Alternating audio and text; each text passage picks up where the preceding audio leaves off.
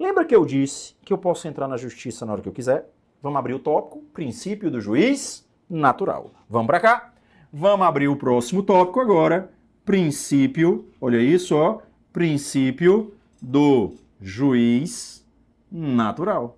Olha isso, princípio do juiz natural. Ah, simplifica, você só pode ser processado e julgado por uma autoridade competente.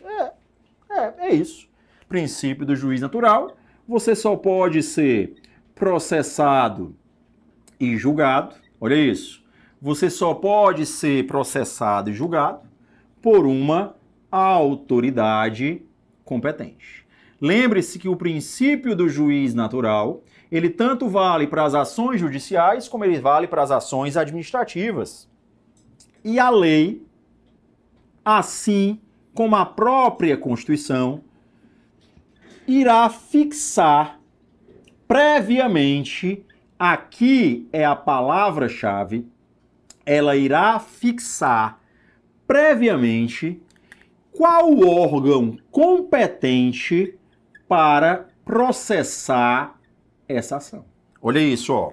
Princípio do juiz natural, primeira coisa que eu quero que você anote aí. Tanto vale para processos judiciais como vale para processos administrativos.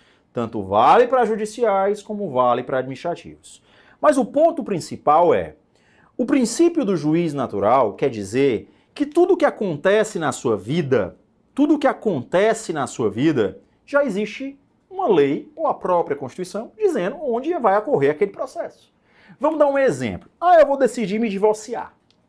Beleza, se divorcie.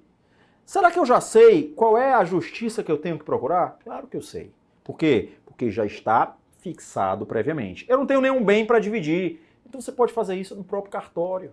Então quer dizer, princípio do juiz natural quer dizer que para cada ato na sua vida, simplificando, já existe um órgão que já tem a competência fixada previamente para analisar o seu caso. Então vamos simplificar isso aqui. Vamos para cá. Quando eu disse princípio da inafastabilidade de jurisdição, e eu disse que a regra geral é que eu entro na justiça na hora que eu quiser, olha isso, eu entro na justiça na hora que eu quiser. Mas cuidado, eu não posso entrar onde eu quiser. Eu não vou poder ajuizar onde eu quero. Pera ainda, eu vou me divorciar. E eu vou me divorciar porque meu marido me trata feito uma empregada. O meu marido, ele me trata feito uma empregada, ele quer que eu lave, ele quer que eu passe. Pera ainda, eu não quero mais casar com ele. Eu não quero mais ficar casado. Eu vou me separar na justiça do trabalho. Pera ainda. Você está dizendo que está se separando do seu marido. Nós temos aqui um divórcio, olha isso. Nós temos aqui um divórcio onde você vai entrar com uma ação na Justiça do Trabalho para se divorciar do seu marido. Você acha que isso é possível? Claro que não. A Justiça do Trabalho não tem competência para processar e julgar essa ação. A Justiça do Trabalho ela é incompetente, mas a Justiça não é justiça. Eu não tenho um juiz, o juiz não vale. Aquela sentença vai ser nula. Exatamente porque falta a competência. O juiz não é competente para julgar aquela ação. Mas para ainda, todo juiz tem jurisdição. A jurisdição está em todo o território, beleza. Mas eu divido essa jurisdição em competências. E na hora que eu falo do princípio do juiz natural, eu tenho que analisar quem é o juiz competente, qual o órgão competente que vai analisar aquele caso específico. Então vamos para cá. Então, cismei. Eu vou adotar uma criança. Eu decidi agora adotar uma criança. E eu já quero adotar com registro de título de eleitor. Vou adotar na Justiça Eleitoral. A minha pergunta é, será que você pode adotar na Justiça Eleitoral? Claro que não. A Justiça Eleitoral não é competente para isso. Então foca no que eu estou querendo dizer. Eu entro na Justiça na hora que eu quiser, mas não posso entrar onde eu quero. Eu não vou entrar em qualquer órgão. Eu tenho que entrar em um órgão específico. É um órgão onde a competência ela já é fixada previamente. A competência ela já é fixada previamente. Então, você vai aproveitar e já vai colocar isso aqui, ó. É proibido, é vedado o juízo ou tribunal de exceção. O Brasil não admite o juízo ou tribunal de exceção. Olha isso. O Brasil não admite o juízo ou tribunal de exceção. Onde é que eu vou encontrar isso? Lá no inciso 37. O juiz de exceção, o juízo de exceção, é o contrário do juiz natural. Juízo de exceção vou trazer um exemplo banal. Aconteceu um ato. Aconteceu? Você vai ser julgado por aquele órgão ali que eu vou criar. Aprenda. Eu vou ser pego de surpresa? Eu não posso ser pego de surpresa. Por quê? Porque a competência ela é fixada previamente. Então, no Brasil, não se admite o juízo ou tribunal de exceção. O que se admite é o princípio do juiz natural. Juiz de exceção é o contrário do juiz natural. Beleza? Então, eu não posso entrar em qualquer lugar. Eu tenho que observar quem tem a competência. Vamos ver exemplos agora para você facilitar a minha vida. Beleza, vou colocar exemplos aqui agora, tá? Vamos dizer que eu decidi processar o presidente da República. Eu decidi processar o presidente da República, tá? Eu vou entrar com uma ação, tá, contra o presidente da República. Me dê o nome da ação. Eu vou entrar com um mandado de segurança contra o presidente da República. Beleza. Você pode entrar com um mandado de segurança contra o presidente da República. Mas a primeira coisa que você tem que analisar é o princípio do juiz natural. Você só pode ser processado e julgado por uma autoridade competente. E algumas pessoas têm prerrogativa de foro.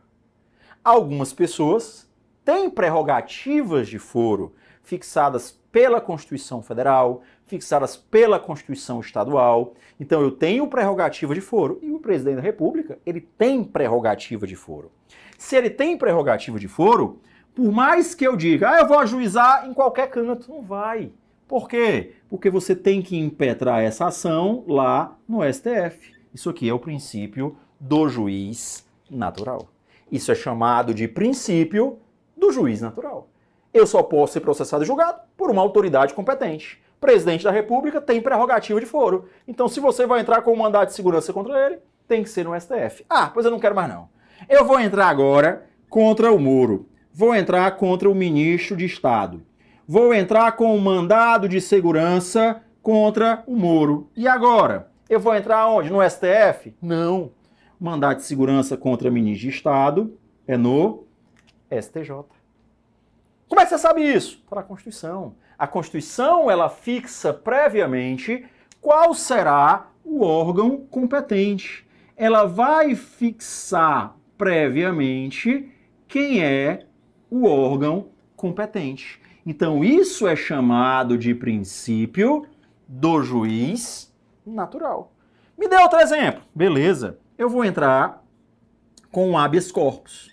Eu vou entrar com habeas corpus. Vou colocar um exemplo aqui. O paciente do habeas corpus é o ministro de Estado. Que é paciente? Paciente é quem está sofrendo a lesão. O ministro de Estado está sofrendo a lesão. Então eu vou entrar lá no STF. Mas vamos dizer que quem está praticando a lesão é o ministro de Estado. Então o ministro de Estado, ele é o coator. O ministro de Estado, ele é o coator. Então, se ele é o coator, eu vou entrar no STJ. Olha como é complicado isso aí. Por quê? Porque se você observar, eu tenho o mesmo sujeito em órgãos diferentes. Isso é o princípio do juiz natural. Na hora que eu vou processar alguém, por exemplo, eu tenho que observar se aquela pessoa tem ou não tem prerrogativa de foro. Se ela tiver, eu tenho que observar em qual órgão eu vou ajuizar. Então isso é o princípio do juiz natural. Você só pode ser processado e julgado por uma autoridade competente. E algumas pessoas têm prerrogativa de foro. Então eu tenho que analisar, eu tenho que observar essa prerrogativa. Posso colocar outros exemplos que são corriqueiros em prova e facilita na hora que você estiver estudando. Vamos um pouquinho mais para cá, ó. Vou colocar aqui agora o presidente da República. Presidente da República está na moda aí, ó. Presidente da República. Na hora que a prova falar sobre crime comum do presidente da República, onde é que ele vai ser processado e julgado? No STF. Se a prova disser crime de responsabilidade do presidente da República, o impeachment do presidente da República vai ser processado e julgado aonde? No Senado. Princípio do juiz natural. Eu só posso ser processado e julgado por uma autoridade competente. Então, mais uma vez, vamos resumir. Eu entro na justiça na hora que eu quiser, mas será que eu posso entrar onde eu quero? Claro que não. Esse é o princípio do juiz natural. Logo em sequência, onde é que eu vou encontrar o princípio do juiz natural? Porque você falou e não anotou artigo 5º, inciso 53. Lá no artigo 5º, 53, ele vai falar do princípio do juiz natural, que também vale para o princípio do promotor natural, né? O Ministério Público tem as atribuições específicas para cada um, tá? Então, mais uma vez, princípio do juiz natural. Só que logo em sequência, ele diz, ó, princípio do devido processo legal. Vamos lá, princípio do devido processo legal. O que quer dizer isso? Vamos para a ponta aqui. O que quer dizer, vou abrir o subtópico aqui, princípio do devido processo legal. O que quer dizer o princípio do devido processo legal? Quer dizer que você não pode fazer justiça com as próprias mãos. Vamos voltar para aquele exemplo da pessoa que chegou na loja e comprou uma TV de 7 mil reais. Comprou sabendo que não ia pagar. Beleza? O que foi que a loja fez? A loja agora vai invadir a casa dessa pessoa para poder pegar a televisão de volta. Claro que ela não pode. Princípio do devido processo legal. Você não pode fazer justiça com as próprias mãos. Você vai ter que entrar com uma ação na justiça e a justiça é que vai resolver isso para você. É a justiça que vai lá tentar penhorar um bem que essa pessoa tenha. Só que você tem que lembrar o seguinte: se a pessoa não tem nada no nome dela, infelizmente, devo, não nego, pago quando puder. Por quê? Porque se eu não tenho com que pagar, nada devo. Né? Não tem aquela brincadeira? É mais ou menos assim que funciona. Ganhou, mas não vai levar. Pode acontecer isso? Pode. Tá certo? Pode acontecer. Então, mais uma vez, princípio do devido processo legal. Quem resolve é a justiça. Ah, eu aluguei um apartamento e a pessoa não está pagando. Eu vou pegar a chave reserva, vou abrir a porta e vou botar a pessoa para fora. Peraí. Você alugou, aquela pessoa é o morador. Você só pode entrar se aquela pessoa autorizar. Mas eu sou o dono da propriedade. Não importa. Artigo 5º, inciso 11. Lembre-se, você só poderá adentrar com autorização do morador. E você não é o morador, você é o proprietário. E lembre-se, você não pode fazer justiça com as próprias mãos. Se você não pode fazer justiça com as próprias mãos, você agora vai ter que entrar com uma ação de despejo e a justiça vai lá colocar aquela pessoa para fora. Isso é o princípio do devido processo legal. Ok? Isso é o princípio do devido processo legal. E lembre-se, você só pode ser privado dos seus bens, é o que ele vai dizer aí, você só pode ser privado da sua liberdade se tiver o devido processo legal. Exatamente por quê? Porque você não pode fazer justiça com as próprias mãos. Então você ajuizou a ação e agora vai esperar o resultado. E esse é o grande problema. Por quê? Porque na hora que eu ajuizei essa ação, esse processo vai ter procedimentos. E esses procedimentos é que você tem que observar. Por quê? Para que não gere a nulidade do processo. Os procedimentos, eles têm que ser observados. Então, se você observar, uma coisa interessante que se pode fazer é, quem traz esses procedimentos? A lei. Então, se a lei é que traz esses procedimentos, abre aí no artigo 578. A Constituição diz, ó, o processo ele tem que ser efetivo. Vamos dar um exemplo. Vamos dizer que eu quero entrar com interdição de alguém. a pessoa morreu antes do processo chegar ao fim, antes de eu conseguir a interdição. Será que isso realmente foi eficaz? Ah, eu estou com um processo de inventário do meu tataravô, que está há mais de 100 anos e ainda não saiu. Que justiça é essa? Então, cuidado.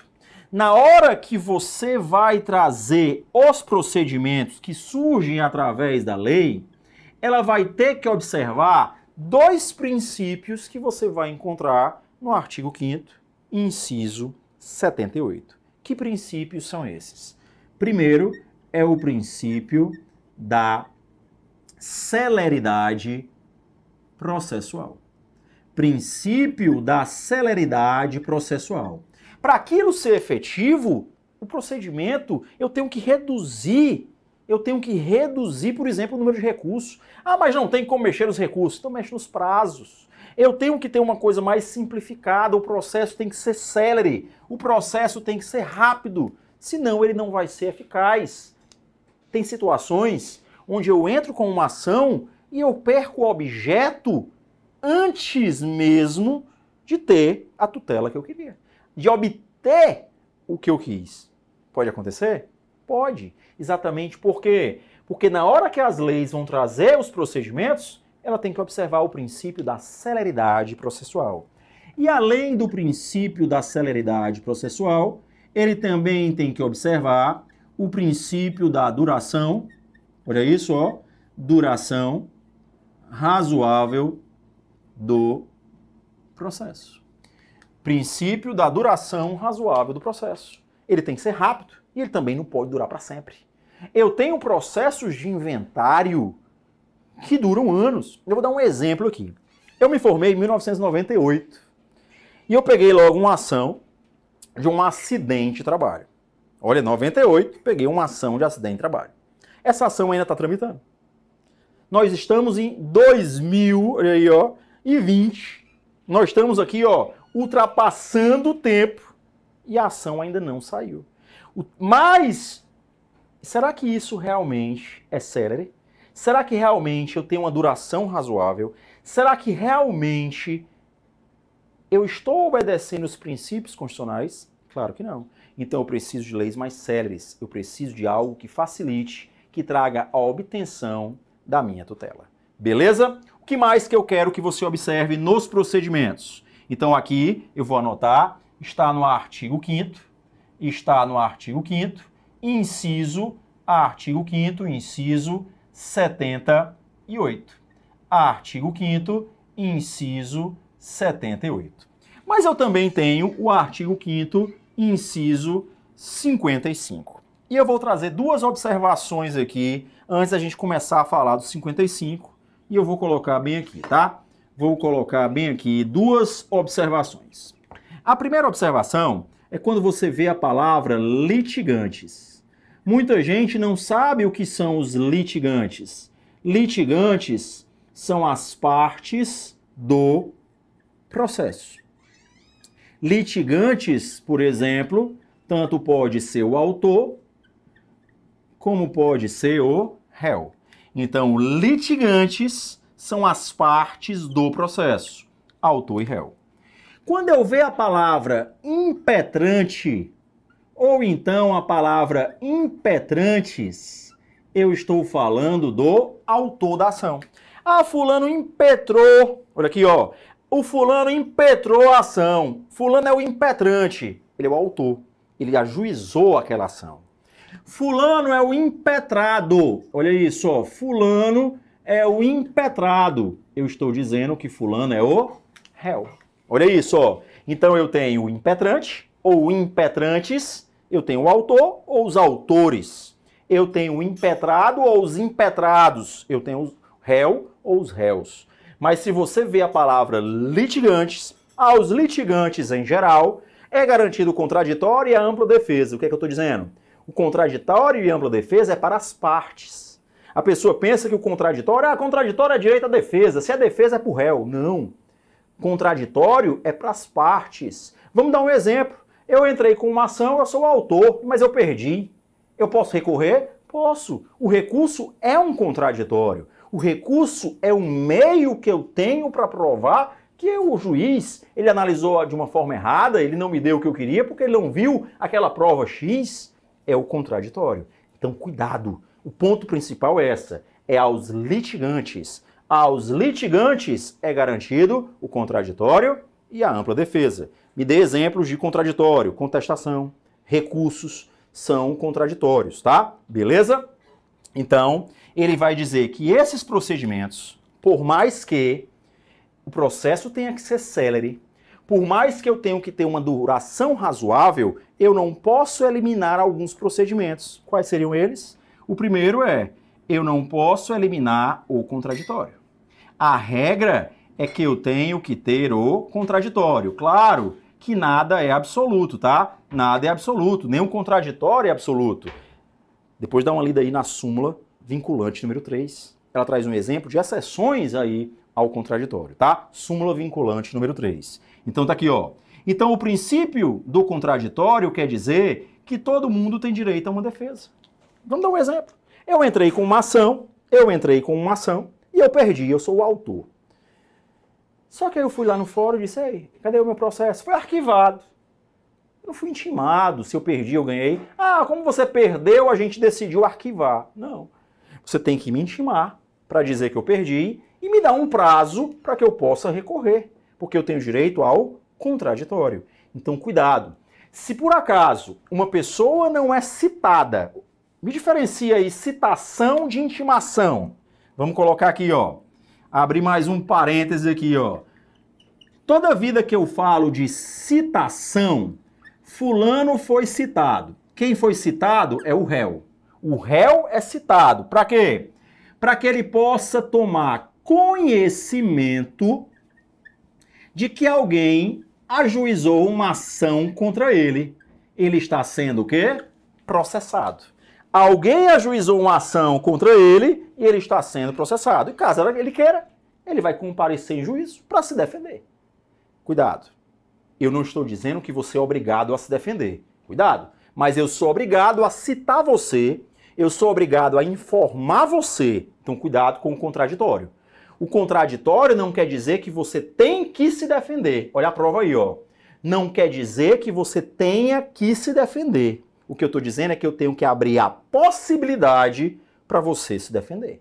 Eu tenho que abrir a possibilidade. Então, a partir do momento que você é citado, se você não quiser se defender, o problema é seu.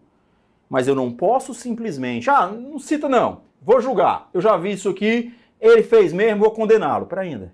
Você abriu margem para eu me defender? Não. Então aquela sentença é nula. A quebra do contraditório, regra geral, porque existem exceções, é que a decisão, os atos posteriores, eles serão o quê? Nulos. Porque a regra é que o contraditório, ele é obrigatório, tá? Então, cuidado. Diferente da intimação. Ah, mas eu já li que a intimação também é o conhecimento dos atos processuais. É, intimação é o conhecimento dos atos processuais. Então vamos dizer que saiu a sentença, então você vai ser intimado da sentença. Mas não é citado? Citado é o primeiro ato. O réu é citado, já tomou conhecimento? Todos os demais atos agora são o quê? Intimações. Ah, vamos intimar a testemunha. Ah, vamos intimar as partes para a audiência. Eu estou informando, eu estou dando conhecimento a você que vai ter uma audiência. Você comparece se você quiser. Agora, cuidado.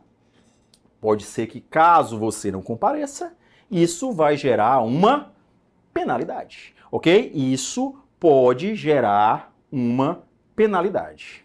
Tranquilo? Cuidado com isso. Então, o princípio do contraditório não quer dizer que você tem que se defender.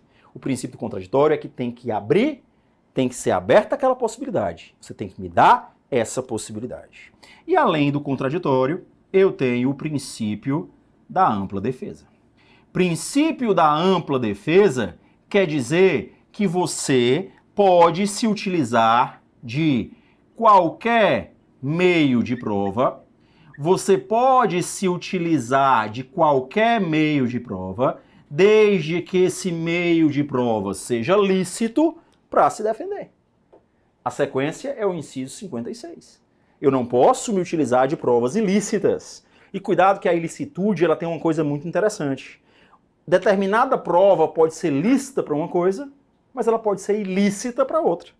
Então vai depender muito da interpretação do Supremo, que esse é o nosso problema, né? Mas o importante agora é, se eu tenho os procedimentos, por mais que eu diga que tem a celeridade e a duração razoável, tem a celeridade e a duração razoável, esses dois princípios não eliminam esses. Por mais que eu diga que o processo tem que ser célere, tem que ser rápido, eu não posso eliminar o contraditório. Elimina o contraditório, ninguém precisa mais se defender não. Claro que eu não vou poder fazer isso. Exatamente por quê? Porque eu tenho procedimentos que devem ser obedecidos. Eu tenho procedimentos que devem ser cumpridos. Tranquilo? Então foca nisso aí. Mais uma vez, princípio da celeridade, princípio da duração razoável, princípio do contraditório, princípio da ampla defesa. Eu posso me utilizar de qualquer meio de prova, desde que esse meio de prova seja lícito. E eu tenho que observar o que o STF entende por lícito ou ilícito. Porque você sabe que nós estamos em eterna mutação e a gente pode aqui falar uma coisa agora, dormir e amanhã o STF já amanheceu com a nova decisão. Ok? Você não deu tempo nem sonhar com aquele objeto ilícito, já é lícito. E no outro dia já volta a ser ilícito. Então você tem que observar. Um exemplo típico. Eu vou gravar uma conversa aí minha com um terceiro. Eu vou gravar. Beleza. Essa gravação é válida? Porque até onde eu sei, eu tenho que ter uma autorização judicial. Aí tem uma decisão. Mas para a sua defesa é lícito. Você pode se utilizar para se defender. Beleza. Até aí, então, era isso que eu sabia. Aí, de repente, o STF vem na história do Temer e diz, mas pode usar para acusar nessa situação aí. Peraí, ainda. A prova que era ilícita, agora passou a ser o quê? Lícita. Então é isso que eu quero que você observe, tá? E pra gente chegar no ponto final em relação aos procedimentos, é o princípio da presunção de inocência. Princípio da presunção de inocência é a confusão do momento. Por quê? Porque eu vou falar uma coisa hoje, que pode ser que amanhã já não seja, já está sendo votado aí no Congresso Nacional uma mudança para isso, uma emenda, vamos emendar aí o artigo 5º, inciso 57. Mas o ponto que importa é, para você, anota aí, princípio da presunção de inocência, eu só posso ser considerado culpado após uma sentença condenatória que já transitou em julgado. Eu só posso ser considerado culpado após uma sentença condenatória que transitou em julgado. Mas fulano, não importa o antes, o que importa é agora, tá? O Supremo voltou a aplicar a literalidade do inciso. Muita gente ficou com raiva do Supremo, mas eu vejo como uma forma de literalidade. Ele está aplicando o que está na Constituição. Se não quer aquilo, o Congresso Nacional emenda e aí volta. A partir da segunda instância pode prender, beleza, mas eu preciso de uma emenda para isso. Porque eu só posso alterar a Constituição através de uma emenda constitucional. E você sabe que as emendas constitucionais, elas sofrem limitações. Então, mais uma vez, para encerrar, princípio da presunção de inocência, eu só vou ser considerado culpado após o trânsito em julgado de uma sentença penal condenatória. Até isso. Até esse momento, eu vou ser considerado inocente. E se você falar algo, eu vou dar um exemplo aqui. Há um tempo atrás, o goleiro Bruno, né, foi descoberta aquela história que matou, não matou, cadê o corpo, cadê o corpo? A presidente do Flamengo foi na televisão e disse: aquele jogador que matou a pessoa tal não vai poder continuar sendo goleiro do Flamengo. O Flamengo não... Ainda. Advogado, vamos processar o Flamengo. Por quê? Porque ele está dizendo que eu matei. Não tem nem um inquérito ainda. A presidente do Flamengo já foi dizer que eu matei. Vamos processar. Cadê o princípio da presunção de inocência? Não tem. Então, cuidado com isso aí, tá? Principalmente você que está fazendo concurso, tem que ter medo de processo mesmo. Beleza? Então, vamos encerrar isso aí. Mais um bloco falando aqui da segurança jurídica.